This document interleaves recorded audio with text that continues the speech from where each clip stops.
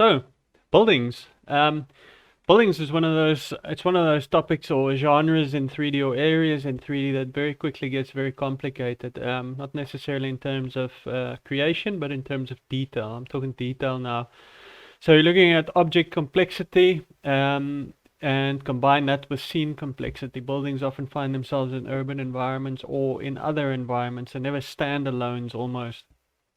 And your scenes therefore get very quickly exponentially complex, and that what that means is that it is best to work on the stablest version of Blender that you can possibly work on. Now, Blender, thank goodness, is a software that keeps evolving, which is great.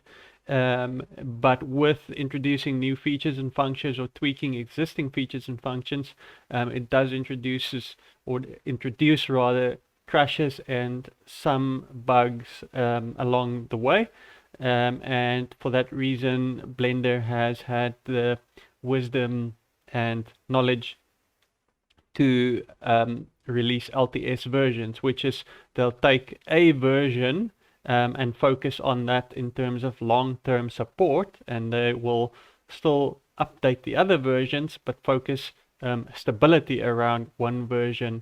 And what that means is it is less crashes, less file corruptions. I'm currently working on 2.83 in terms of an LTS version or long-term support version, although Blender 3 alpha is almost out. So where you can find Blender LTS is obviously navigate to the blender.org site, as you can see here, and you navigate to the downloads tab, and then you'll see long-term support over there, second from the left, and then you can scroll down. What you will see is this Blender LTS introducing a long-term support program, and then you can see over here 2.83 currently is probably the most stablest in terms of LTS.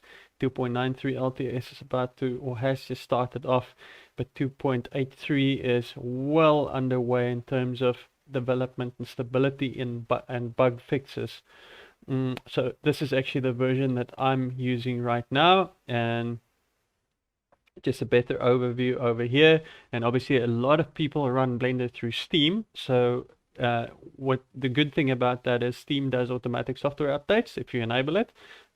So when you install something through Steam or Blender through Steam specifically, you'll always have the latest version. However, if you then want an LTS version for stability, and I would recommend working on LTS when you're doing buildings for the complexity, as I said before, then install LTS as a standalone outside of Steam, and then when you follow this course or when you do your buildings, do that in LTS. You can obviously render it in 3 or whatever the latest version is, but I would do the creation part in LTS.